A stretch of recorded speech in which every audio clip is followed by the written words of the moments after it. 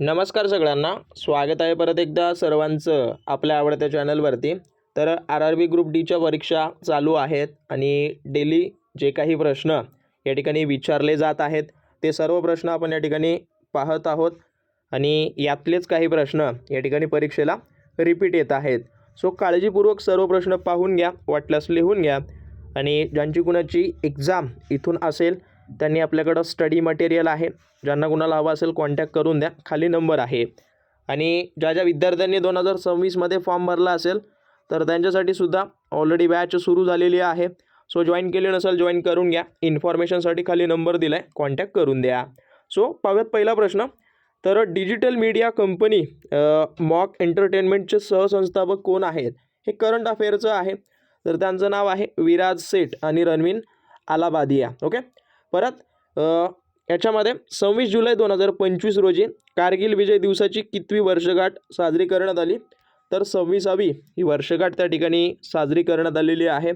परत कारगिल विजय दिवस 2025चा मुख्य कार्यक्रम कुठे आयोजित करण्यात आला होता? तर हा आहे लडाख, द्रास या ठिकाणी, तर लक्षात ठेवा। परत जगातलं सर्वात उंच रेल्वे कमान पूल कोणत्या नदीवर आहे? तर चेनाब नदीवर आहे, हे आपण ऑलरेडी सांगितलं होतं आणि जशाच तसा प्रश्न या ठिकाणी परीक्षेला आलाय।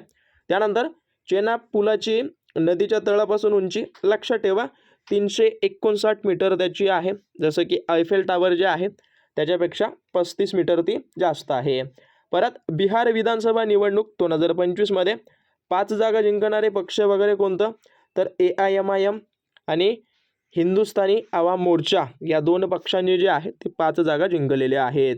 परत 89 जागा कोणत्या पक्षानं जिंकला? तर BJP वगैरे। थोडंफार निवडणुका संदर्भात हे थोडं करंट अफेअरचे आहेत। परत चॅम्पियन्स ट्रॉफी 2025 मध्ये एका सामन्यात 165 धावा करणारा खेळाडू कोण होता? तर त्यांचं नाव आहे बेन डकेट, जे इंग्लंडचे आहेत। ओके, लक्षात ठेवा। आणि अजून एक सांगतो, 2026 साठी जर प्रिपरेशन करत असाल तर मराठीमधून जे काही पेपर झालेत त्या सर्व म्हणण्यापेक्षा खूप साऱ्या पेपर्सचे जे काही विश्लेषण आहे ते मराठीतून उपलब्ध करून दिलेले आहेत, जे प्रश्न आलेले आहेत ते। सो त्यातले सगळे प्रश्न करून जा, ते स्टडी मटेरियलमध्ये ॲड केलेले आहेत। ओके, सो कॉन्टॅक्ट करा। स्टडी मटेरियलमध्ये सगळे प्रश्न देण्याचा आम्ही प्रयत्न केला आहे, त्यातून जवळपास 70 ते 80% तुमची तयारी होईल असा फोकस आम्ही त्या ठिकाणी केलेला आहे। परत चॅम्पियन्स ट्रॉफीच्या इतिहासातील 177 धावांचा सर्वोच्च वैयक्तिक रेकॉर्ड कोणी केला? तर इब्राहिम जादरान, हे जे आहेत ते अफगाणिस्तानचे आहेत। परत नोव्हेंबर 2025 मध्ये रक्षा PSU भवनचं उद्घाटन कुठं झालं? तर हे आहे नवी दिल्ली वर्ल्ड ट्रेड सेंटर नवराजी नगर येतं। परत संरक्षण मंत्री राजनाथ सिंह यांनी 2025 हे वर्ष काय म्हणून घोषित केलं? तर इयर ऑफ रिफॉर्म्स, म्हणजे सुधारणांचं वर्ष हे त्यांनी सांगितलेलं आहे। परत स्वच्छ वायू सर्वेक्षण पुरस्कार कोणत्या मंत्रालयामार्फत दिला जातो? तर केंद्रीय पर्यावरण आणि हवामान वगैरे बदल मंत्रालयाअंतर्गत हा पुरस्कार देण्यात येतो। परत स्वच्छ वायू सर्वेक्षण 2025 10 लाखापेक्षा जास्त लोकसंख्या असलेल्या शहरात प्रथम क्रमांक इंदोर या शहराचा आहे। परत जोधपूरमधील आधुनिक क्रीडा संकुलनाची उभारणी कोणत्या विभागाने केली? तर PWD राजस्थान। परत एशियन कुस्ती चॅम्पियनशिप 2025 कोणत्या देशात आयोजित केली होती? तर जॉर्डन, ज्याची राजधानी आहे अम्मान। ओके, त्यानंतर परत सामान्य विज्ञानाचे याच्यामध्ये बघा मेरिस्टॅमिटिक टिश्यू, ज्याला आपण विजोतक उत्तक म्हणतो, चे मुख्य 3 प्रकार कुठले आहेत? तर एपिकल, इंटरकलरी आणि लॅटरल, हे जे आहेत ते त्याचे 3 प्रकार आहेत।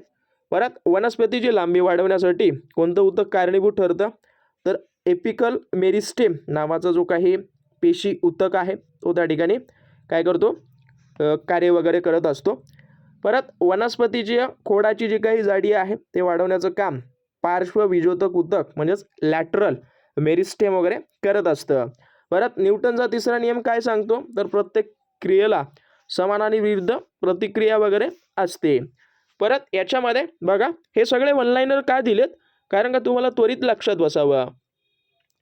त्यानंतर रॉकेटचं उडान हे न्यूटनच्या कुठल्या नियमावर? तर तिसऱ्या नियमावर। ओके, त्यानंतर बस अचानक थांबते, यावर बराचदा फोकस करा। न्यूटनचा पहिला नियम, न्यूटनचे 3 नियम जे आहेत ते त्यावर 100% फोकस करा, त्यातून कुठला ना कुठला एक नियम तुम्हाला विचारला जाईल।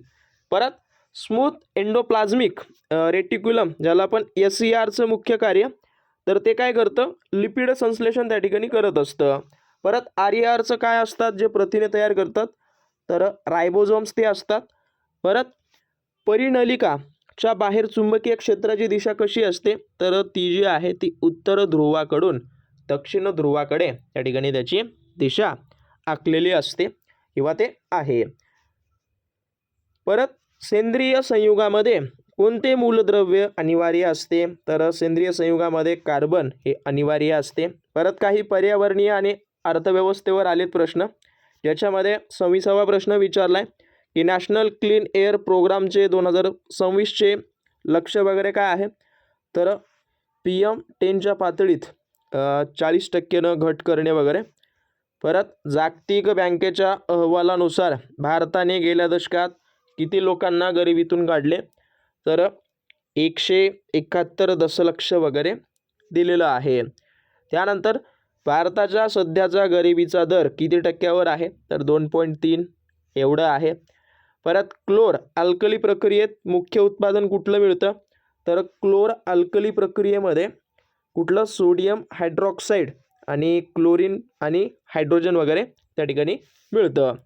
परत बॉक्साईडपासून ॲल्युमिनियम मिळवण्यासाठी कुठली पद्धत वापरतात, तर विद्युत अपघटनीय अपचयन ही पद्धत त्या ठिकाणी वापरली जाते. ओके. त्यानंतर परत बघा, पुढं बघा, याच्यामध्ये भौतिकशास्त्र आणि गणितीय उदाहरणे वगैरे त्याबद्दल तेवढं काही आहेत. लेन्सबद्दल, लेन्सच्या नियमानुसार सर्व अंतरे कुठून मोजली जातात, तर प्रकाशीय केंद्रापासून त्या ठिकाणी मोजली जातात. परत लेन्समध्ये वस्तूचं अंतर जे काही यू जे आहे ते नेहमी कोणत्या चिन्हानं दर्शवतात, तर ते जे आहे ते मायनस जे असतं ना, ऋण, त्याच्यानं ते दर्शविलं जातं. परत 300 ग्राम पाण्यात 50 ग्राम साखर विरघळण्यास द्रावणाची वस्तुमान टक्केवारी किती असते, तर जवळपास 14-29. ओके, 14%, 29 किंवा 29 वगैरे.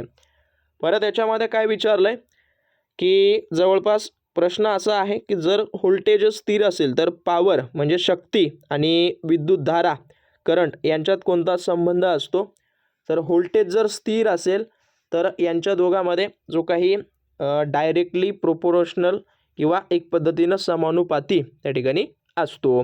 परत 1 वॅट म्हणजे किती, तर 1 वॅट म्हणजे 1 जूल प्रति सेकंद हे त्याचं आहे. परत विस्थापन म्हणजेच डिस्प्लेसमेंटचं मूल्य अंतरापेक्षा जास्त असू शकते का, अशा पद्धतीने दिले, तर नाही, कारण का विस्थापन हे नेहमी अंतराच्या बरोबर किंवा त्यापेक्षा काय असतं, कमी असतं. ओके, लक्षात ठेवा.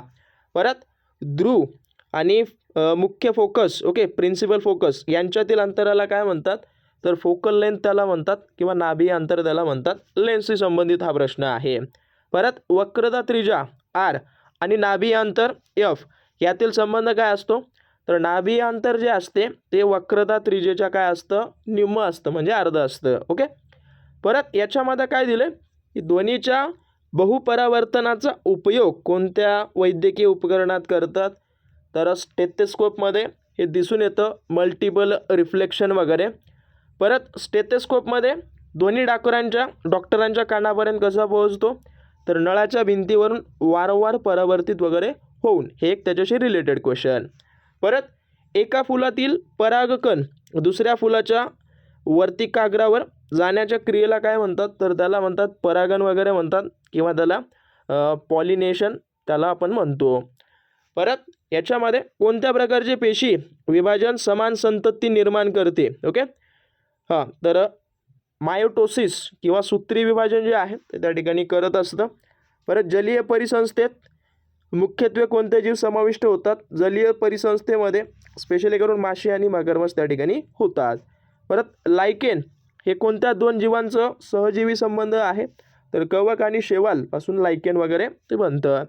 परत याच्यामध्ये पेशीमधील प्रथिनांचा कारखाने रायबोझोम जो असतो त्यांना म्हणतात.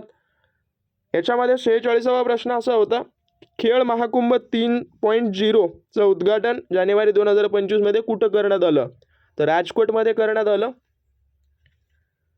याच्यामध्ये केंद्र सरकारनं परमाणु ऊर्जा आयोगाचे पुनर्गठन कधी केलं, तर 9 जानेवारी 2025 मध्ये.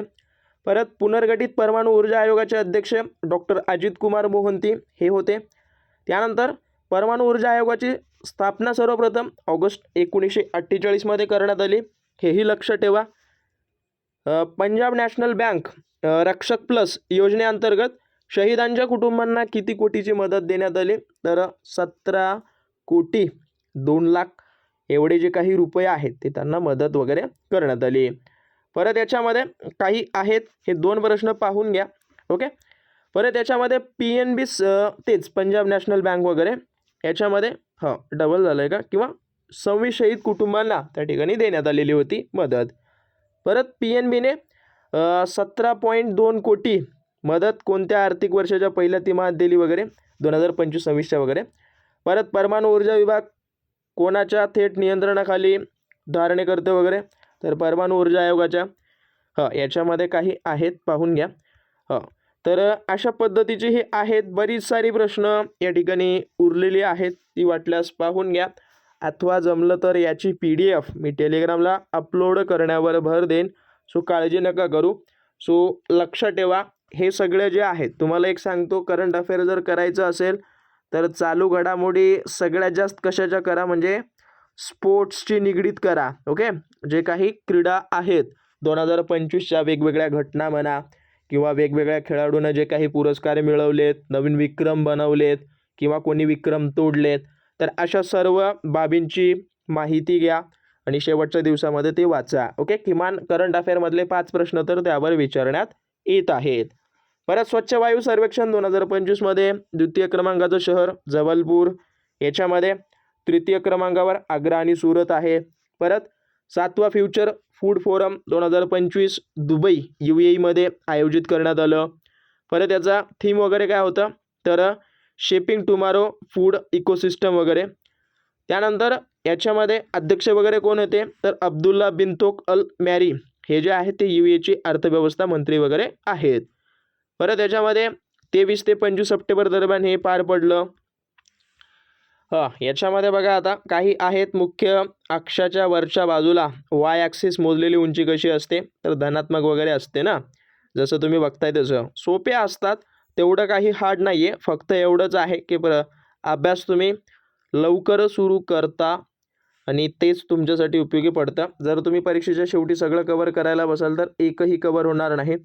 त्यामुळं परीक्षा आता जरी 2025मध्ये जरी कमी मार्क्स मिळाले तरी काळजी नका करू. 2026मध्ये व्यवस्थित स्टडी करा. आत्तापासून स्टडीला लागा, परीक्षेपर्यंत सगळं कवर त्या ठिकाणी होऊन जाईल. ओके. परत सॉलिनॉइडच्या आत निर्माण होणारं चुंबकीय क्षेत्र अतिशय मजबूत वगैरे पाहून घ्या. हे सगळे प्रश्न आहेत, मी स्क्रोल डाऊन करतोय, आणि जेणेकरून काही डाऊट असतील तर अवश्य कमेंट करून द्या. आणि सबस्क्राईब केलं नसेल तर सगळ्यात पहिलं सबस्क्राईब त्या ठिकाणी करून द्या. ओके. सो अशा पद्धतीचे आजच्या तारखेत ते प्रश्न विचारलेले होते. काही डाऊट असतील अवश्य विचारू शकता. आणि ज्यांना कुणाला बॅच वगैरे जॉईन करायची असेल RRB ग्रुप Dची, कॉन्टॅक्ट करून द्या. जे काही आवश्यक असलेलं स्टडी मटेरियल आहे ते तुम्हाला या ठिकाणी मिळत जाईल. तर भेटूयात पुढच्या व्हिडिओमध्ये पुढच्या प्रश्नांसोबत. धन्यवाद.